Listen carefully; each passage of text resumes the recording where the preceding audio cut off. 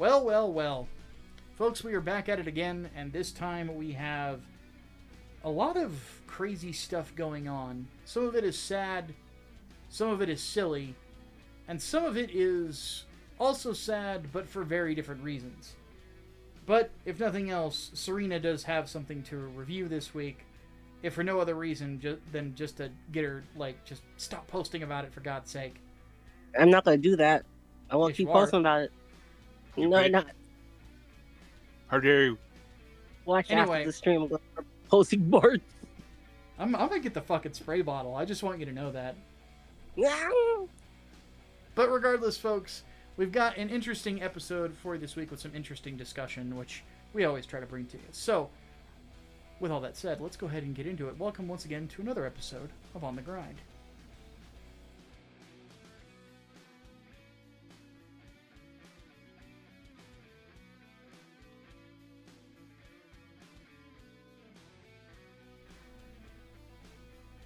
Alright, Serena. So, what the ever-loving hell is a K-pop Demon Hunter, and why should our listening audience give a damn? Yes, Kpop Demon Hunter is a movie that got released just recently, as in June 20th, on Netflix. It's about a fictional girl pop group called Huntrix who lead double lives as demon hunters, and as they face off against rival they live double lives as both pop stars and demon hunters. And they must face off against a rival boy band by the name of Saja Boys, who are secretly demons in disguise trying to take their fans. So the movie, as you could probably guess, is a musical that features a lot of good and catchy songs, K-pop related songs. So if you're like a fan of like Exit, BTS, or other like K-pop groups, you'll definitely like this movie. So this movie kind of starts with, well, I'll just summarize the first 5-10 minutes of the movie. It opens with a kind of like an interview, a fanish interview, talking about the girl group Huntrix, introducing Rumi, Zoe, and Mira. Rumi is like the leader of the group, while Zoe is kind of like the high energy, like manic pixie girl archetype, and Mira is basically the deadpan snarker bad girl archetype, and Rumi is kind of like the one with the strongest vocals, the overachiever, who has a secret of her own that you discover later in the movie. That is like the main plot point of the movie. So it starts with the girls basically on the plane, kind of enjoying their pre-show snacking, but unbeknownst to them, demons have hijacked the plane. So their manager, forgot what the manager's name. Sorry, I forgot what the manager's name. He basically calls them up to like ask them where you girls at. The show is literally starting. So the girls kind of soon realize that their plane got hijacked and proceed to like start a music number / fight a really good music number called How It's Done. I just finished listening to it not too long ago. It is really catchy.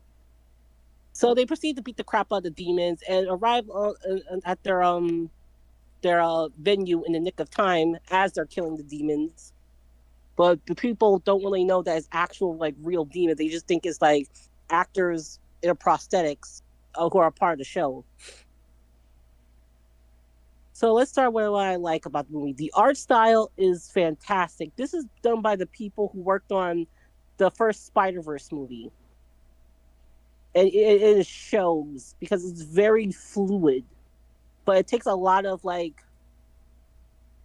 elements from anime, like overly like exaggerated expressions, as you probably seen if you're watching this on YouTube. You probably see on screen the girls eating their ramen really quickly before they jump off the plane. The entire movie is just clippable with these expressions. It's really cool. The animation, the music, like I have to provide a disclaimer. I fucking hate musicals. Like anything that has a musical in it, it tends to turn me off. But I'll like make exceptions for certain shows and movies if the music is really good.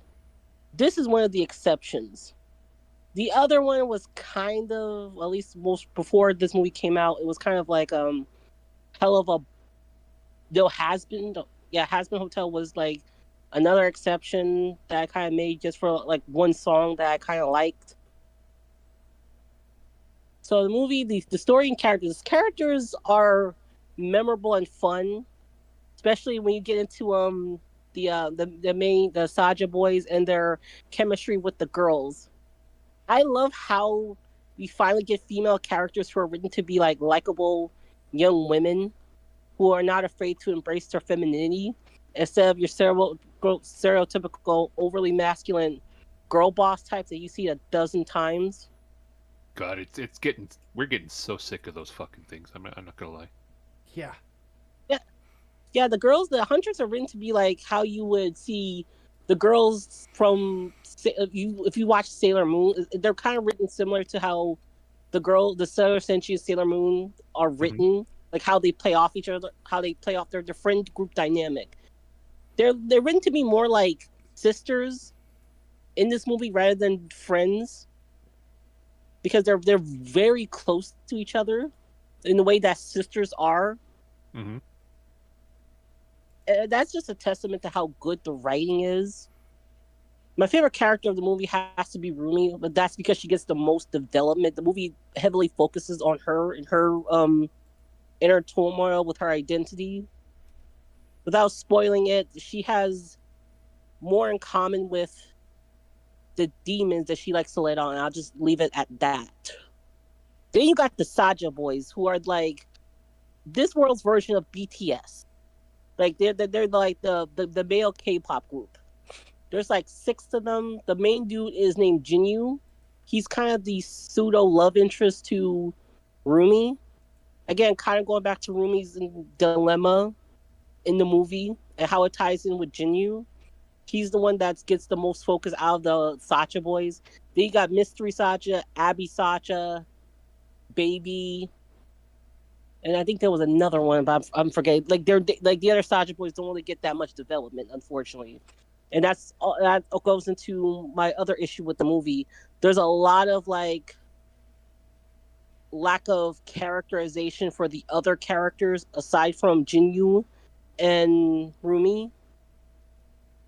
Like Rumi kind of goes through development, but unfortunately Mira and Zoe don't really go through a lot of development throughout this movie. They kind of get left to the wayside.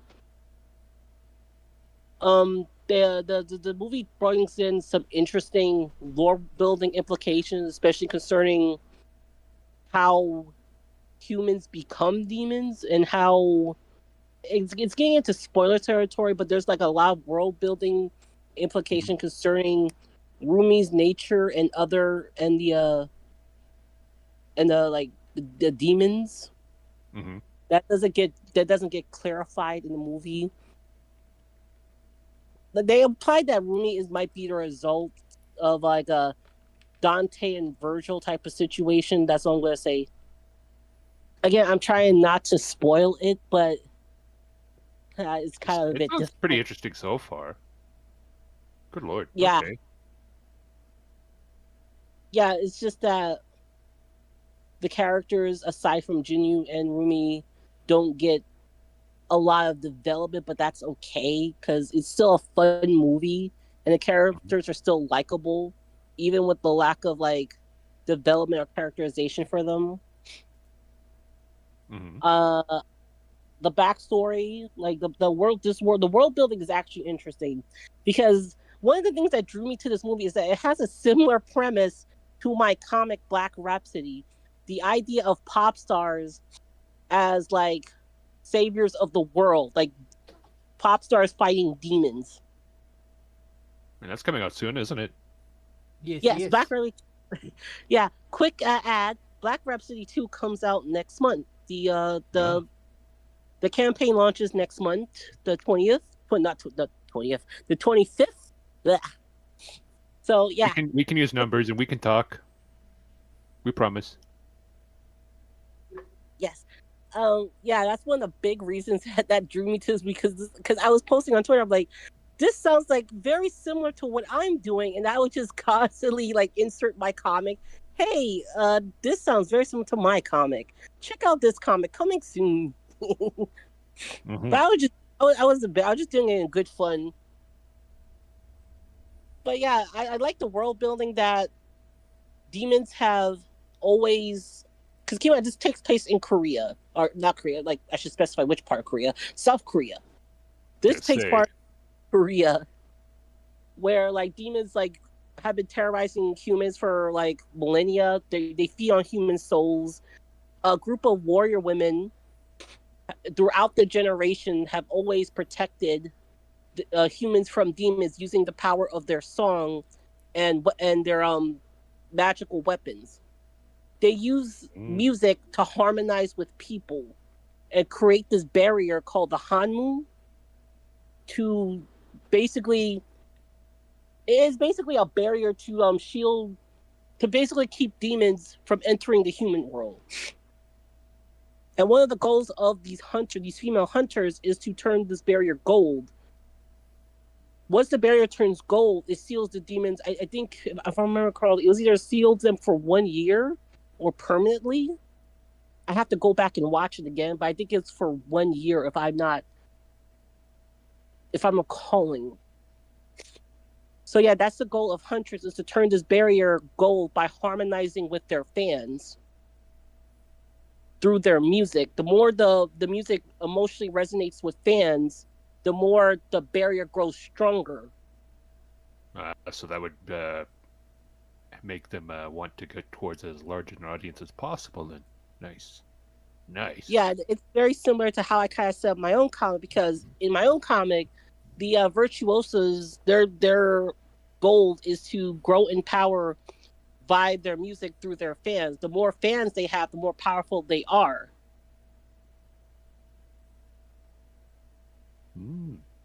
So it's kind of it's a similar concept of using music to fight evil. So it's good enough that you'd probably watch it again and again, wouldn't you? Yes. I was just listening to one of the soundtracks not too long ago. Like before the show started, I was literally listening to how it's done, and what was the other song? What it's like, how it's done, and what it's like. What it sounds like. Those are two of my favorite songs, because what it sounds like is basically the final song of the movie, and without spoiling, it's a very emotionally resonant song about tackling shame and identity. I'm really looking forward to the end of the trilogy where they get one called How It Smells. Oh my God. I don't like y'all sometimes. How It's Done is basically a song. Yeah, I keep fucking it up. How It's Done is basically a song just introducing the girls and tell you what they're about. Mm-hmm. It's the introductory song.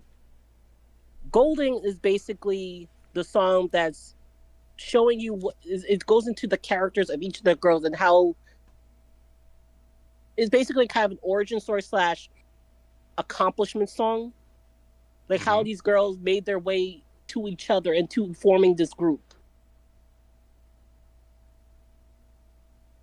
And then you got the Soulja Boy song, which is their introductory song, Soda Pop, which is basically a generic song that you hear from any boy band, talking about how you're my little soda pop. Basically, it's like a love song, kind of a love song, but not really. It's designed to like get women's attention, get girls' attention. Like, you're my one and only, you're my soda pop, you're sweet and all this. Your generic like boy band song, but it's catchy. I'm not gonna lie. Nice. So, to end this review, if you are a fan of K-pop and want like a media that has good female representation, and it's just all around fun, check out K-pop Demon Hunters. If you like badass women singing while also killing demons while singing, check out K-pop Demon Hunters, and also check out Black Rhapsody. Mm-hmm. Well, that's good. Oh, goodness. I might actually watch it then. Maybe. Please do. Yes, it's on Netflix. Oh, if you want to watch the movie, it's on Netflix. There you go, folks. If you're All right. Yep. Let's go ahead and move on to our first topic of the week, and a sad one to say the least. Yeah. So this is one I've only heard a little bit about. Apparently, a YouTuber for a fox rescue has committed suicide. And this is one where there was specifically Redditors that were causing a problem with this girl. So I don't know a whole lot about it. So Serena, Mike, I will let you guys have the floor. Okay, so to set the stage, there was a YouTube channel by the name of Save a Fox, and it was run by a woman by the name of Michaela Rains, and she would do the influencer thing of constantly uploading videos of her rescues that she bought from various sources, including like fur farms and whatnot, and did her best to ensure that her foxes were taken care of considering the circumstances. And because of her popularity, she was so popular that if I remember correctly, her own foxes were actually the voices for those that one fox character in Overwatch 2. I don't play the game anymore, so I don't know. And she was actually pretty prominent in the community, and unfortunately, because of the popularity of her, she attracted a Reddit Snark page, which was known as Save Us Fox Snark, which had a very tiny but extraordinarily terrible, like even for Reddit, like audience, and they would constantly rag on her for the things that they see were like terrible or considered to be errors on her part. Like let's see, so I'm just going through my notes here. So there was 3 people so far. I'll just say their online handles. I'm not going to say any of their docs as I find it, because we're not that type of people. No. So we had one user by the name of Kazeo Line, who is an admitted zoophile and a female to male transsexual that really had bone to pick with our Michaela here, and she was constantly on this little fucking Reddit, just constantly, like several posts. Like several years ago, I wrote an information post explaining why a prominent figure in the animal rescue community is not the same people think she is. Now I'm alone and being alone blamed for her suicide. She posted this after she well, I should say he got fucking caught. I'll just say he. Well, they don't deserve the respect. Let's be honest. Let's be honest. No fucking respect. You said it was a female to male. Call it she. All right. Well, she's a fucking cunt. I'm just gonna be real with you. And so she's complaining that she had a bunch of her notifications being blown up by meat riders. Because, well, to be honest, she was one of the ones that led some of the worst. There were other users that would basically, like Pale Explanation 709, that would like post keep fucking the main. Okay, my tongue's getting a little tight here. Give me 1 second. So, the main person that led this whole thing was user Pale Explanation 709, and they were constantly trying to chase her tail. Like, so roughly posted 2024, so that's 04, 05, so March 5th. So they apparently created this whole subreddit after there was rumors that that one of the volunteers at the Save a Fox was bitten by a bobcat. And the issue is that that was just a rumor as far as nobody was able to like prove it. And this pale explanation, I'll just say 709 here, they were constantly like posting about her, like, where's Dakota the Coyote, which was a coyote that would occasionally pop up in the Save a Fox videos, and constantly post about the various injuries and deaths of animals in Michaela Rain's care. And but the thing is, they would jump on her for buying like foxes from like fur farms, or like animals getting injured, or not having enough food, or this, that, and the other. But the problem comes is that animal rescues are kind of like a triage. Yeah. And that you're doing your absolute best to care for as many animals as you can, with as many peculiar circumstances behind them as they come, because there are worst things that could happen to them, such as being farmed for fur, which is where Michaela got most of her animals from. And she was trying to let them like live and like, you know, survive in her little bit of yards. But unfortunately, the Snark Reddit was just constantly trying to climb down her neck, and even compared to the widespread acclaim that she was getting, and the fact that she in fact did have a 501c, or the nonprofit for Americans. They were claiming that she was running a scam, and she was mistreating the animals by not being able to feed them, when she was, from all accounts, looking like she was doing all she could to raise funds and keep these things fed. And then the other things where they would like claim she was on an OnlyFans bestiality like style, and then you would have another user by the name of Hello I'm Funny 8529 who was criticizing her for kicking a Arctic fox and selling bits of the fox's fur. But if you look in the video that the user posts, she kind of shoos him away.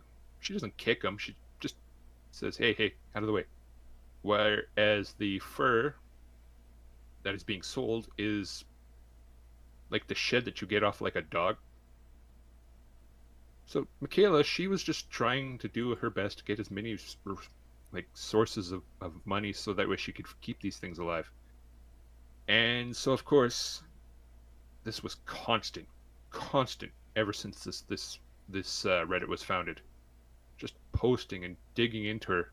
And unfortunately she let it get to her, and it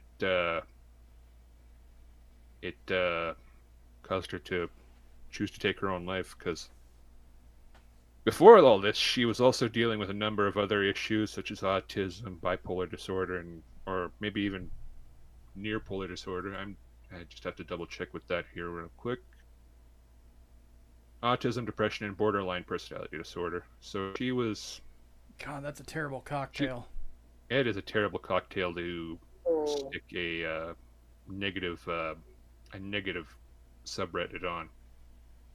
And especially considering the amount of work that it takes to basically run these operations.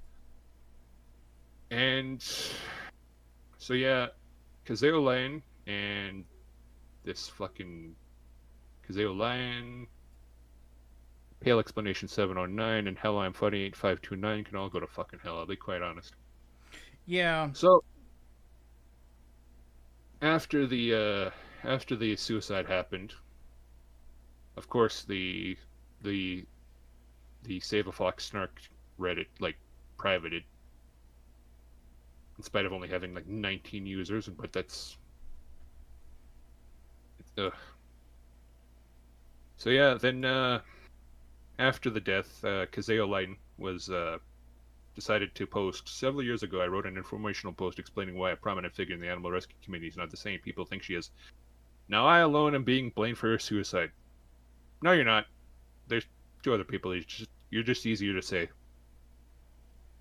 So, a video dropped today announcing Michaela Raines of Save a Fox's death. Ever since, my notifications have been exploding with her meat riders.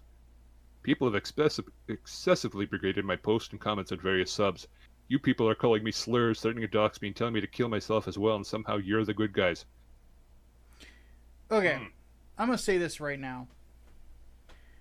Generally speaking, when it comes to differences of opinion on something, which that's something we'll actually be talking about later on, and things of that nature, it goes without saying that it's not okay to bully people, to harass people, so on and so forth, no matter how much you vehemently disagree with what someone says. For example, I am not very pleased with those two dudes that I did a video on not too long ago about the Texas anime law. You know, Otaku Spirit and the other guy, Chibi Reviews. Not too happy with either of them. But I would never tell anyone ever to bother them. And if I heard that somebody in my community was doing that, they would no longer be in my community. Period, point blank. You're gone. On the flippity flop, when you go to a degree as to cause someone to harm themselves, or you drive them to the point of suicide, you alone, you have made it your purpose to try to make this person kill themselves, all bets are off. You can't get mad for people not defending you. Because you took it to this level. You said this is where the temperature needs to be. At that point, people are just making sure that the temperature of the burner isn't going down. Because you're in the soup too. This is somewhat hearsay, but I remember seeing a post from Kazeo Lighten saying that this is all just going to boil down in like 3 days anyway. No one's going to care. It's going to keep going, unfortunately. And I just wish that a little bit more heat was put on the other two, 709 and 8529 there. I would agree. And the other thing about it, I think these Snark subreddits need to start getting shut down. Like the subreddits that are just devoted to hating on people constantly, and the ones that are doing shit like this, like they need to be shut down. And oddly enough, like the whole Ethan and Gila Klein thing has been like the most public version of this, like because they had CPS called on them. And now they're suing people that are associated with that subreddit and Hassan Piker for copyright abuse. And a lot of stuff during the whole process like has come out about what these Snark subreddits do. And it's vile, to say the least. And they actually violate Reddit's terms of service.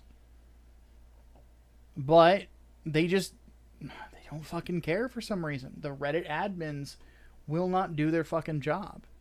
It's getting to a point where I'm of the opinion that lawsuits need to happen. Like there has to be some sort of repercussions for this, or else it's just going to keep happening.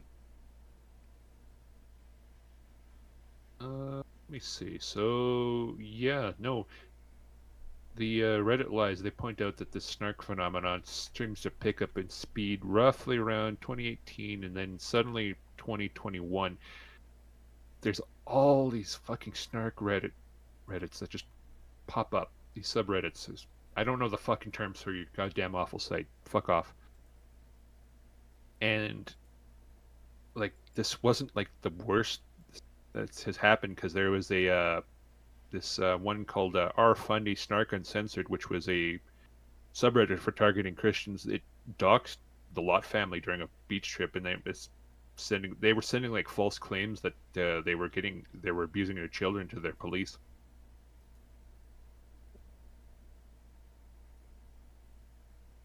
And then like there's another subreddit by like Sid Towel, Snark, which would banned after accusing a 25-year-old woman of faking cancer for clout. Jesus. And then like there was a woman by the name of Medea Snark who was targeting a woman by the name of Brianna Medea, who had to hire a fucking digital investigator to find like 200 of these snarkers who claimed that turned her life into a hell. Because I mean, if that's 200 people that's dedicated to looking into your every fucking detail in your life and then pestering you over it on everything that you have. I mean, these snark subreddits. They're fucking there's no purpose for them to exist other than to give people like acceptable targets for harassment. The only thing that's going to stop this is, as you said, it's going to be a courtroom. Yeah. Because at the end of the day, folks, like, you have every right to call someone an asshole. You have every right to tell someone to fuck off. And they have the right to not listen to you. But there is a degree that takes it too far. When, just saying fuck off isn't enough for some people. They take it to a degree of mental illness. And they just start trying to ruin people's lives. That's when things cross the line. I hate life ruination. I fucking despise people who try to do it to other people. Alright, let's move on to the next topic. Mm-hmm. So, this one's a little bit more lighthearted. Adi Shankar, the producer behind the Devil May Cry animated series and the Castlevania animated series, has been crashing out on Twitter lately. It's been kind of wild to see, because this dude has just been posting like weird ass shit and then trying to say that he's trolling.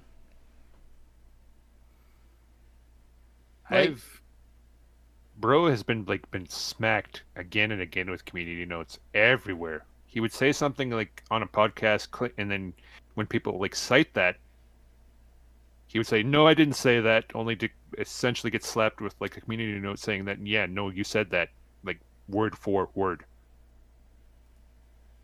Oh goodness, he's been having a good crash out. Oh, good lord. Yeah, like.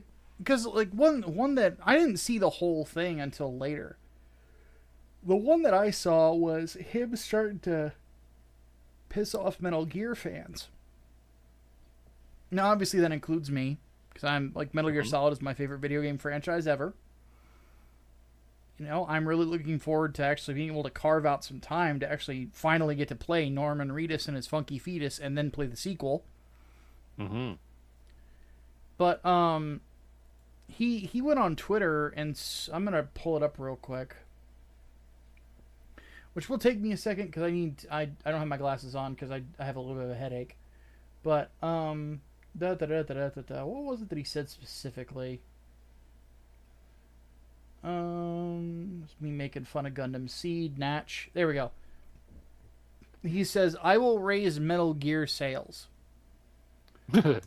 Yeah. To which I said, "We don't need Dick Cheney in Metal Gear 2. Fuck off." And he was trying to take credit for the sales for, I believe it was DMC 5. yeah, when it had already sold like almost 10 million copies before he had ever touched it. Yes, I remember correctly. While the show was being produced, he got mad that Devil May Cry 5 dropped, and he wanted to be the guy responsible for bringing back Devil May Cry. According to that, if I remember that podcast. Yeah, Yeah, I saw that clip too, which was Which, endlessly frustrating. oh my goodness. Like, bro's ego's kind of fucking out there, bro. Like, I don't even know how to put it to words. Undeserved. It's undeserved. Overinflated. Yeah, it's undeserved, overinflated. It's just Like, it. most of his work isn't even good. I'm Or he's the I'm still like that. thinking. Hmm. I'm s- I'm still my brain is still fixated on that fucking clip where we invade hell, where the Americans invade hell to the tune of American Idiot, Uh, and they're supposed to be the bad guys here. yeah, I remember wanting to throw up.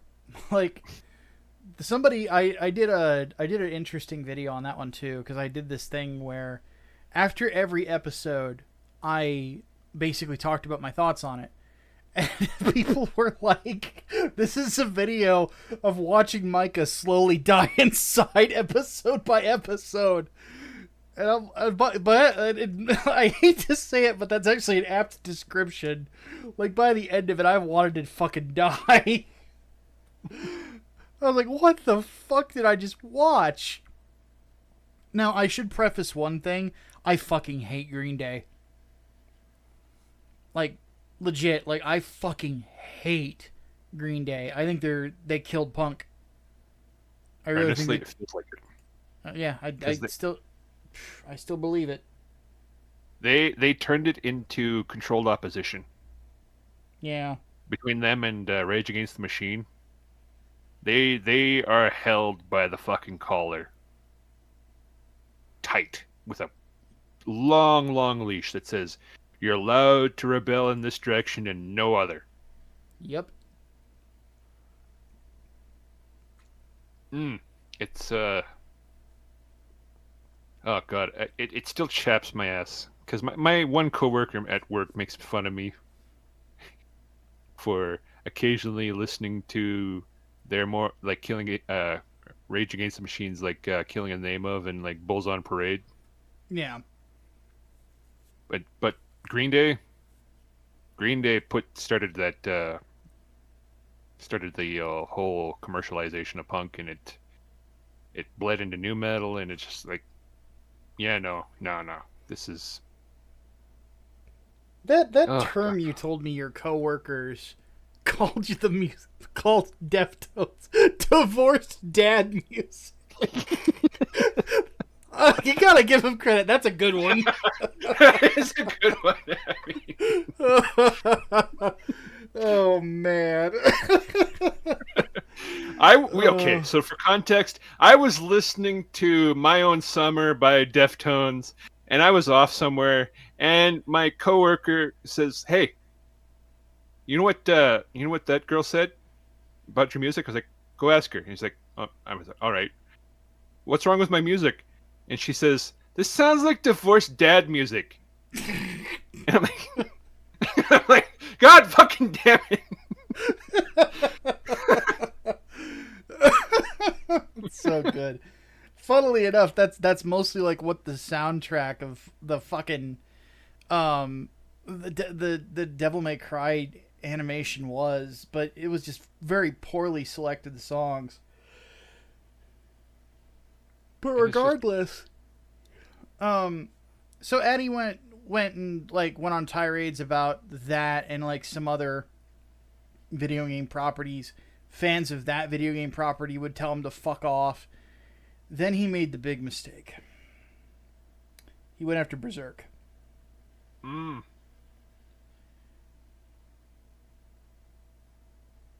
I am somebody who is of the opinion that the vast majority of media that I have interacted with and interacted with their fans has been positive. I have, obviously Gundam is a big one for me. Warhammer 40K, a lot of people that I've met that are Warhammer 40K fans are super fucking chill. so on and so forth. Like, there's a lot of them out there. Berserk fans are passionate and protective. And for good reason. So, when he starts saying that he's going to turn Guts into an Adi Shankar self-insert, at that point... the little hair starting to, like, flare up on the back of your neck, and you get just a little bit of a chill, and you're just like, what did you say? Yeah, because now, to the credit of Studio Gaga, the guy who's currently the head of it, who was, God, because of this headache, my brain's wanting to blank on names. Why does my brain keep wanting to go to me? Oh my God. We all know things, but don't know names. This is terrible. Kentaro Miura. So Koji Mori is the current head of Studio Gaga. Kentaro Miura was his best friend. Koji Mori, I believe, don't quote me on this, I believe has said that right now they're not interested in doing any adaptations of his work. Their current priority is just getting it finished. And here's the thing that pisses me off about Adi Shankar is prior to this crash out, he had flat out said at one point he wanted to do a 1-to-1 adaptation of Berserk that would follow up the 97 anime. Whoa, that would get into some fucking places, I'm not gonna lie. Well, that's the thing. Like, if he had just stuck with that, like, if he had just come out humble and just said, look, I understand you didn't like My Devil May Cry. Everybody's entitled to their opinion. I am a huge Berserk fan. I love Kentaro Miura. I do not want to alter his vision in any way, shape, or form. I want to do this because I feel like Berserk as a story deserves it. And if he stuck with that and stuck to his guns on it and say that's the only way he's going to do it, I think people would respect him despite not liking Devil May Cry. But he didn't do that. He decided to crash out. And this is something that, like, this is something I don't like about current internet culture, is the desire to double down. Especially, like, the inability to read the river, to read the cards you have. The inability to understand what you have in front of you. For those who don't know, blackjack is what I'm making reference to. And in blackjack, Don't you mean poker? No, blackjack. Because doubling Okay. down is something you do in blackjack. Okay. In blackjack, you don't want to double down because when your cards are close to 21. Because you want to hit 21 or close to it. Whoever is closest to 21, either you or the dealer, is the winner. The dealer wins, you lose money. You win, you gain money. And let's say you have a 19. Statistically speaking, if you double down, you will lose. And oftentimes people will get felted, meaning you don't see any chips, you only see the felt below you. Will get felted because they don't read their cards right. They're not looking at, like, statistics, and they're not thinking about what is more likely to happen. Effectively, what happened was that Adi Shankar had a 19 in front of him. Then he doubled down and got a 7. Congratulations, dummy. That's 25. You lose. So, actually, that's 26, but you get my meaning.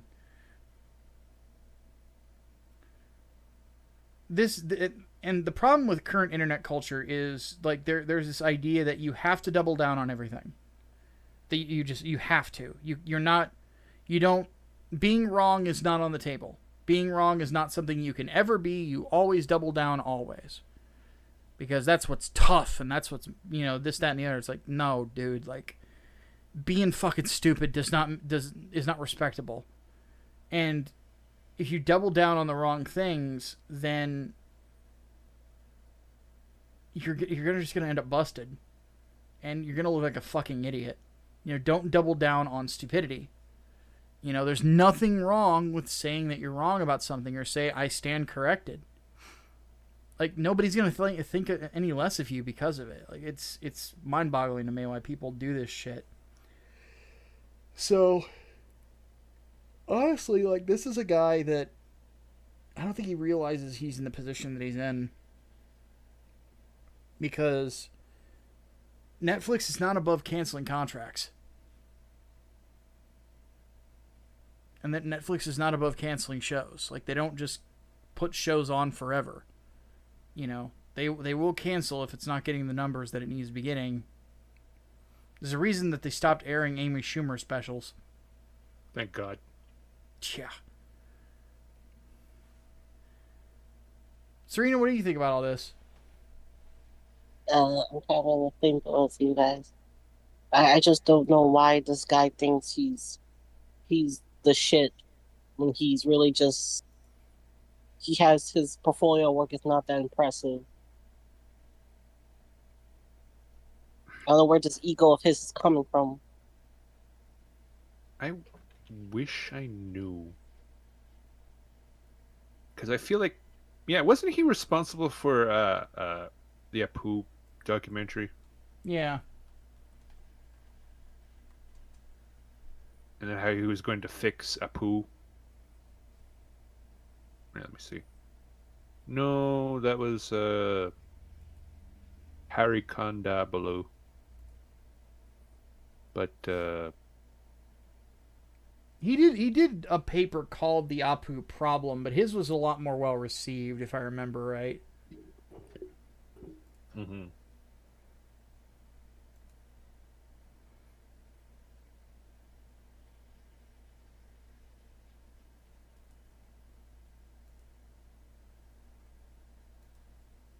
But he did point out that removing Apu just removes another brown face from TV, so there's that. Because let's be real, East Indians have been taking L's with their public relations as of late, ever since Apu got out of TV. Yeah. Let's be real. It's one of those things, man, where I just kind of feel like this dude, he really needs a good publicist to just tell him when to shut the fuck up. Like, goddamn, bro. What is it called? Snatching victory from the jaws of defeat? Or no, defeat from the jaws of victory. Yeah. Ugh. Absolutely insane. Alright, let's move on to our final topic for the week. This is an interesting one. Because I've been following it from the start. Because I am not a fan of live service games. I really don't like the structure of them, to be honest with you. I've never been a big MMO guy. I played Star Wars The Old Republic for about 6 months or so. Spent an absurd amount of money on it. And hate myself for it.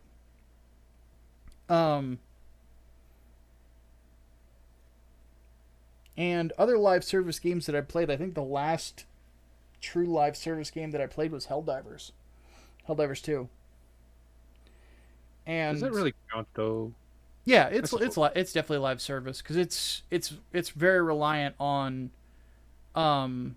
client side server stuff as opposed to player side. It's a very unique one, especially because you wouldn't really be able to play it without the online, because it's very reliant on a human being directing the flow of the war. Right, because the enemies, that one staff member that just what's the word? That just directs literally all the enemies against humanity. Yeah.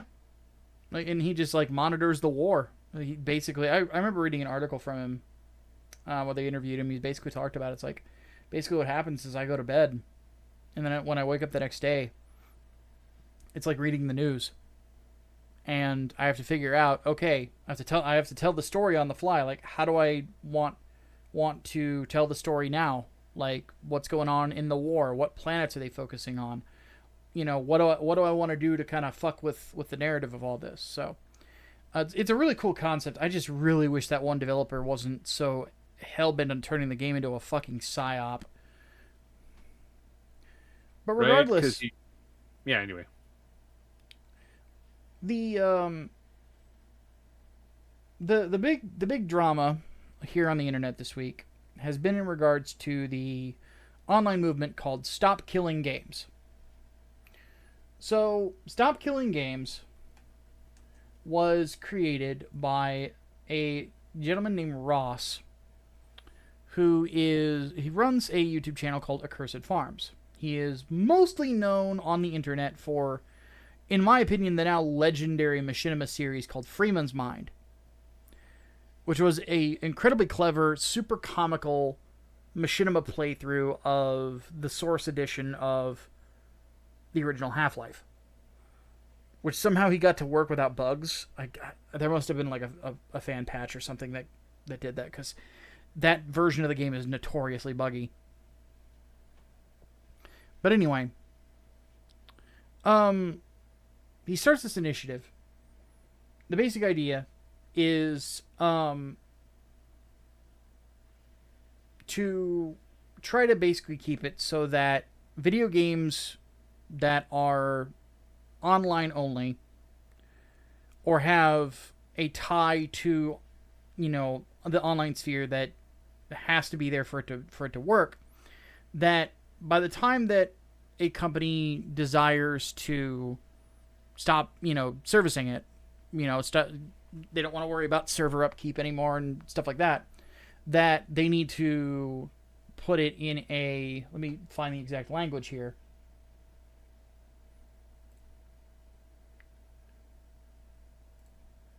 Give me just a moment. Okay. To leave video games in a functional, playable state. They do not go into the specifics on the petition for how exactly they're going to do that, but I did have to do I did a little digging in their FAQ. They actually do specify, like, we would like effectively for the ability to create like fan servers for these video games to try to keep them alive, so that you could purchase the game and there might be fan servers running, or you can start your own to, you know, keep this game going. And the basic thing is that there's another channel that is out there called Pirate Software. Now, most people have probably heard of Pirate Software because you know, and even if the name doesn't ring a bell, you've seen him in your shorts feed on YouTube. His shorts have been huge. They effectively are the reason that his brand blew up, because a lot of them were funny, short, quippy sorts of clips that, you know, did really well. So, now the thing about Pirate Software is, officially, it is the YouTube channel of a company run by a guy named Jason that is developing a video game called Heartbound that is in early access right now, and is he's a guy who used to work for Blizzard. His dad is apparently the guy that the one who has no life from South Park is based on, which is funny. And he did a response video to the initial movement, and then did another video discussing his problems with it. And after those videos came out, we didn't hear a response from Ross at all of Accursed Farms. What happened, though, the big drama at the time was that Ross did reach out to Jason through the comments section of Jason's video. Jason deletes the comment. effectively shutting down conversation, saying he's not willing to have a conversation about it. Very emotional response, which is a mistake. But we'll get to that in a second, or we'll get to the long-term repercussions of that, because for 10 months we heard nothing. And I don't think it's an exaggeration to say that either. Like, we heard nothing. So, what was actually happening behind the scenes, I want to thank Brainbox, my lead mod over on my channel, for that, for kind of filling me in on this. Discussion and promotion of Stop Killing Games effectively was a secondary thing to a lot of people that supported it. Like, the biggest plug I saw for it was from Mandalore Gaming, and it was like a 3-second plug at the very end of a video. And for people who don't know much about YouTube, the amount of people that usually watch a video all the way to the end is about like maybe 15%. Whereas if you put like something at the start of a video, there's more of a chance that people are going to see it. So it's just one of those things where, like, the discussion and promotion of it was almost non-existent. And discussion of it was relegated to a Discord server. So, you never really heard about it on social media. Never really saw much about it on YouTube. No discussion, no debate, no real promotion of it. Just, we're in this Discord server and we're talking about it. That's a mistake. That's mistake number 2 in all of this. So Ross finally responds. And he does a video directly responding to Pirate Software. And in preparation for this section of this podcast, I did my prep work. You know, I watched videos from both sides of things. And one thing, when I remember originally watching Ross's video on it, like his response, I'm like, I feel like there's some things that I'm not remembering correctly about the original video. I think like there's some context missing, which there was, by the way. Ross clipped. I'm going to put this point flat out. Ross clip-chimped him, and did so in kind of a dirty way. And I think that the reason he did it is because he blamed Thor's videos for the reason that the Stop Killing Games movement is pretty much failing. It's gonna fall. It's not gonna hit its mark. At least not from the way I see it. But the fact of the matter is that Ross came back emotional, made his case again, but again blamed Jason, Pirate Software, for the movement not doing as well as it could be. Other content creators got on this. I saw Tectone did a video on it. Charlie, Moist Critical, did a video on it. A couple other people. And everything they did was like a reaction to Ross's video, as opposed to considering the context of what the arguments were 10 months prior. So, now one thing I will say is this. In the original video that Pirate Software did, he did misrepresent a couple of points that Pirate Software had made. And he brought in some things that I think went over people's heads. Because admittedly, it's his own fault that they did, because he wasn't wording it properly to communicate his ideas. But I'm going to say this right from the get-go, just to kind of declare my biases on things. I was not a supporter of Stop Killing Games. There were some ideas there's ideas in the video gaming sphere that I think absolutely need to be addressed. You know, on that I agree. Again, I'm not a fan of live service games, especially the way that they're kind of managed right now, where they're just kind of like monetization farms. And I think a lot of people are picking up on that, and less people are playing them now than ever before.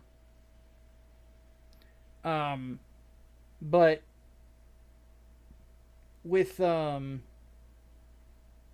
particular video, or the videos between the two of them, I I went and made sure that I looked at what Thor was saying to kind of try to understand what was going on.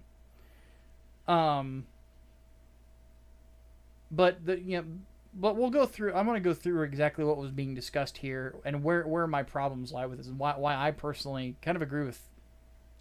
I don't agree with how Jason handled this, but I agree with the spirit of what he said, and I'll explain why.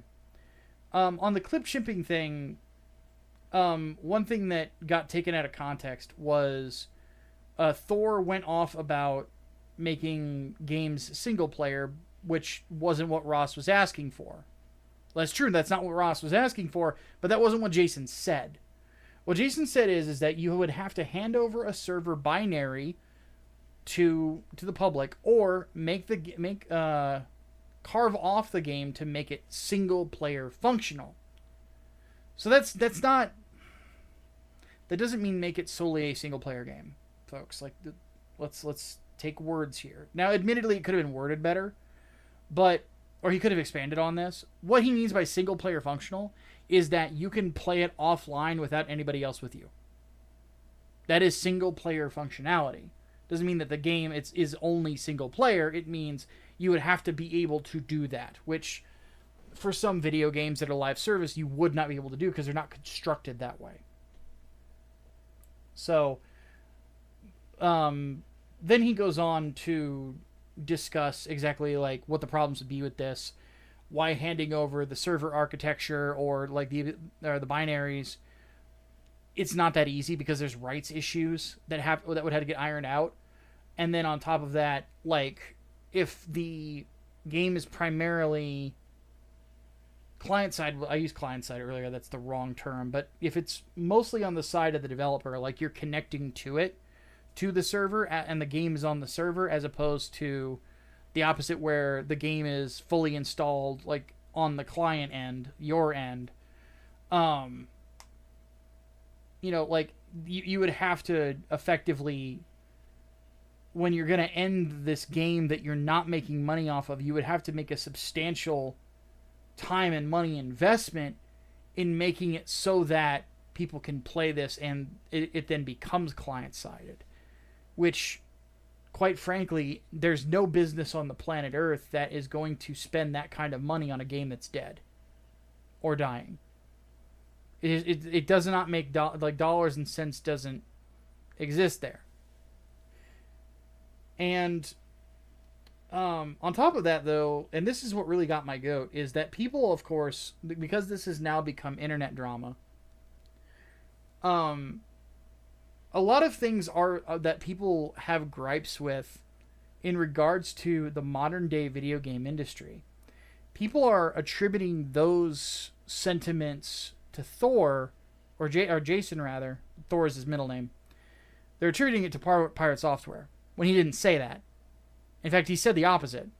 There's a point in the second video he did where he says that there's elements of the movement that he completely agrees with in regards to media rights protections and proper disclaimers given to the public, plus, discussion about what is a license, what is a proper ownership of a game, and what the difference between the two is, and how to properly inform the consumer about what they are getting into. Which, by the way, that the lawsuit around the video game The Crew is actually about that specifically. So, and he agrees with it. Like, there's no. So I'm sitting here when I'm rewatching this video, going like, why are people saying that he doesn't agree with this?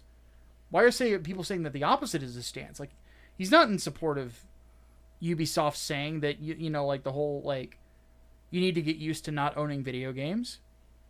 He never like said anything that agreed with that. Like, what the fuck? And this is the problem with this whole situation. There comes a point whenever it comes to discussion of issues where the discussion dies. That discussion dies in two ways. One, people get too emotional, and two, people start talking past each other. Because once that happens, things get attributed to the other person that they don't believe in. And that's what we're seeing right now. Now, here's the thing.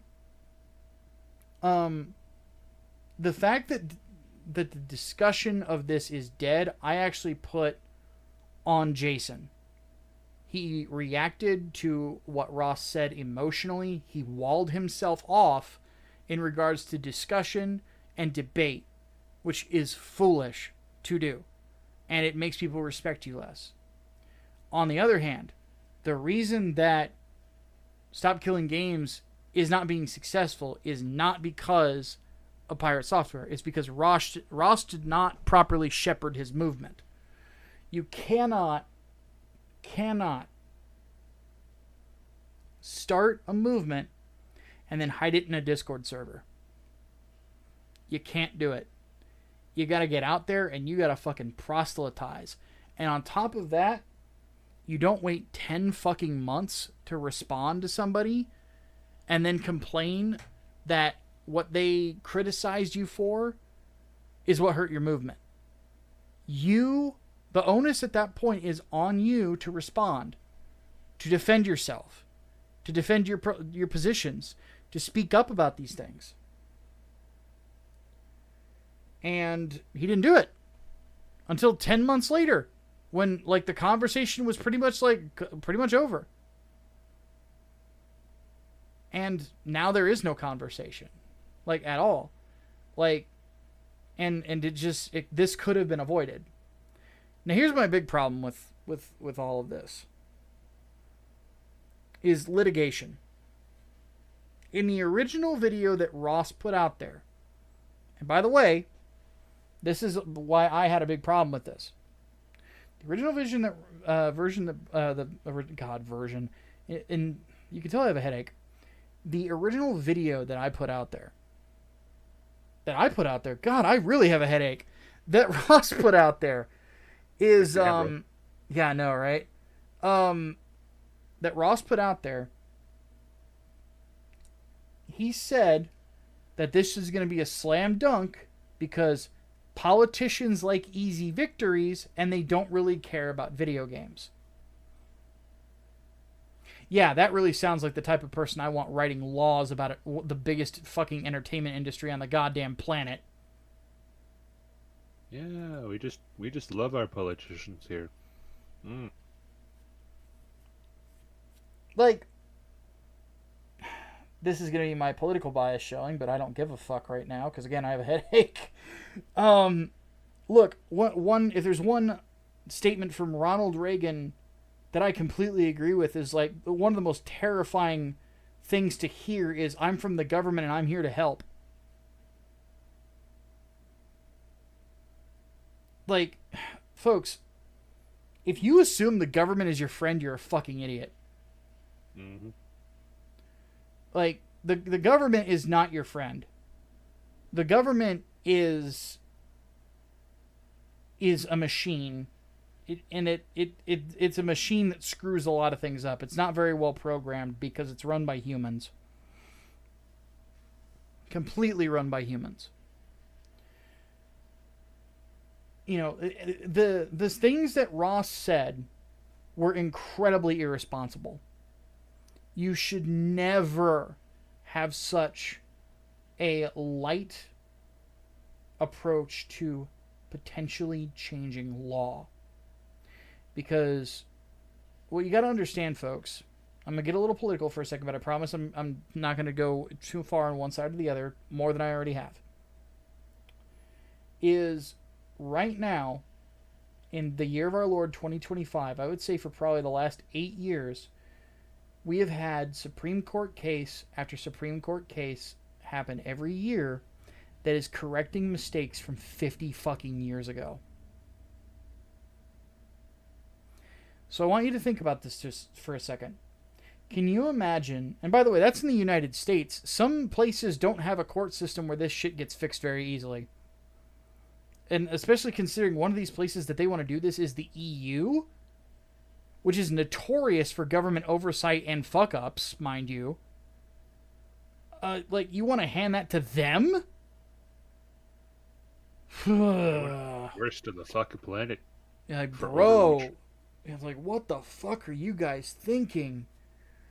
So,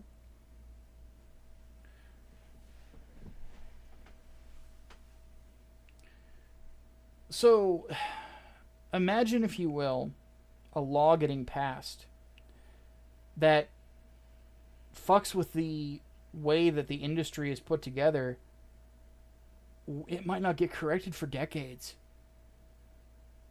That's a lot of potential money lost. That's a lot of lives that get fucked up. Like, that's not, like, you cannot have a laissez-faire approach to the potential introduction of government legislation.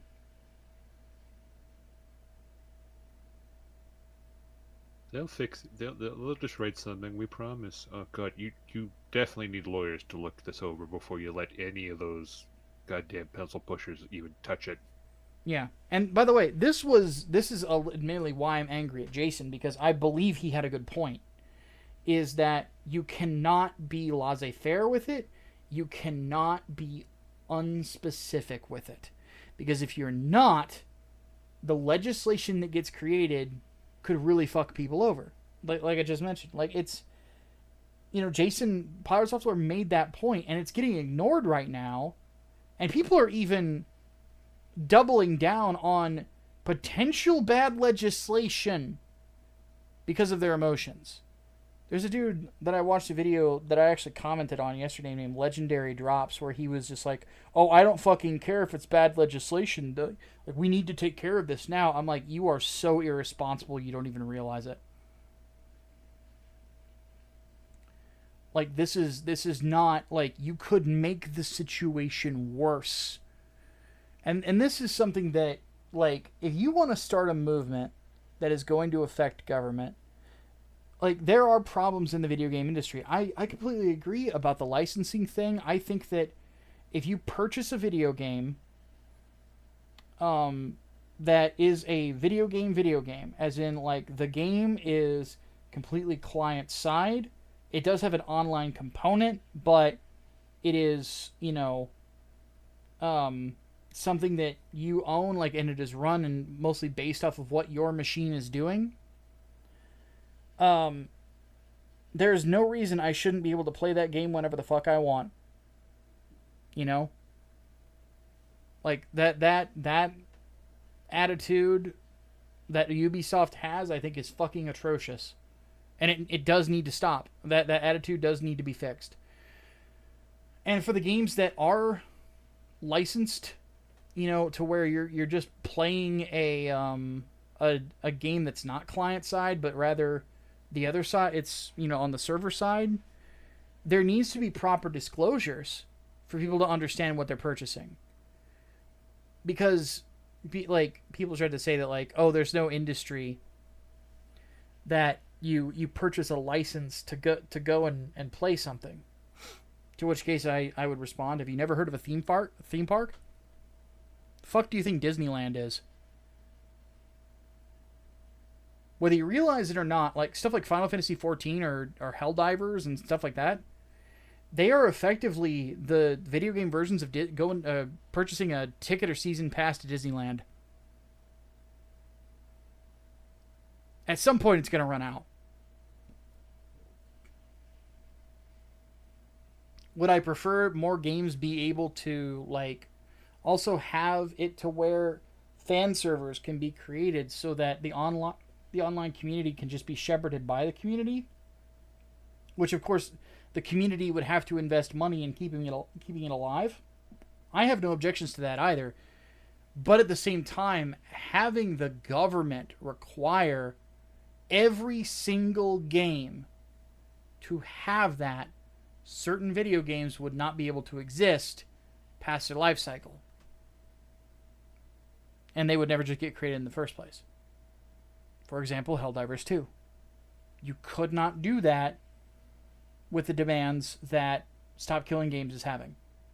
Because there's no way to work the narrative of the video game. What would effectively happen is you would just conquer the planet and yay for Super Earth. And then that's it. Nobody could really play anymore. Congrats, I think. Like, it's one of those things where, and you can't just tell people, like, oh, figure it out. Like, that's, the solution to the problem might be less creativity because you're limiting the market. That's just the way that it is. you can't, again, going to the government and say, "Daddy, Daddy, fix it." You're a fucking asshole at that point.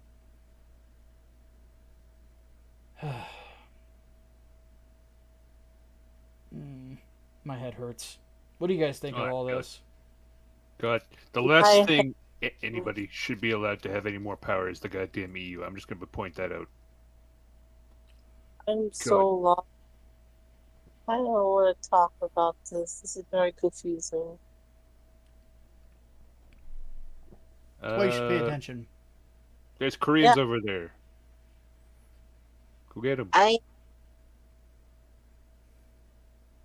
Okay, I don't think that I'm kind of in Micah's camp. I don't think that the government should be involved in stuff involving video games.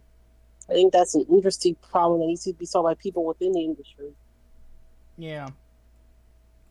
And I think that, the licensing part I think needs to be figured out. I hope that this lawsuit with the crew, honestly, with that video game, honestly gives us a precedent that is, consumer positive.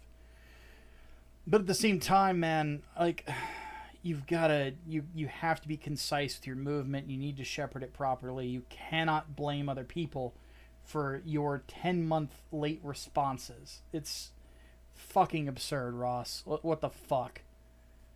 Man.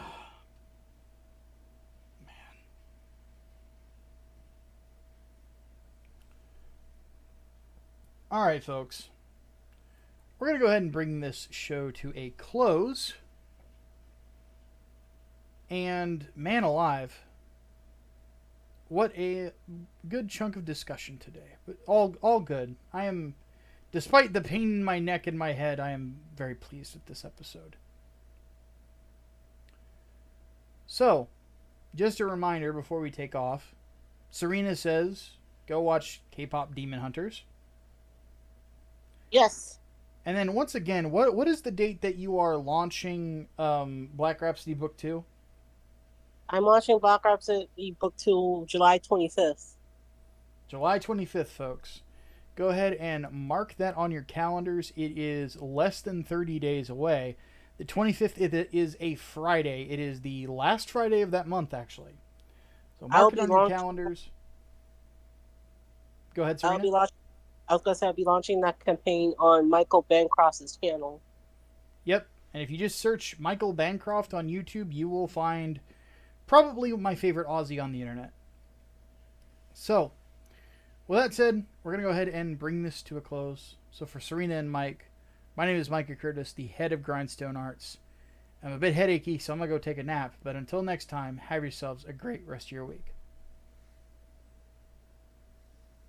Bye. Frick.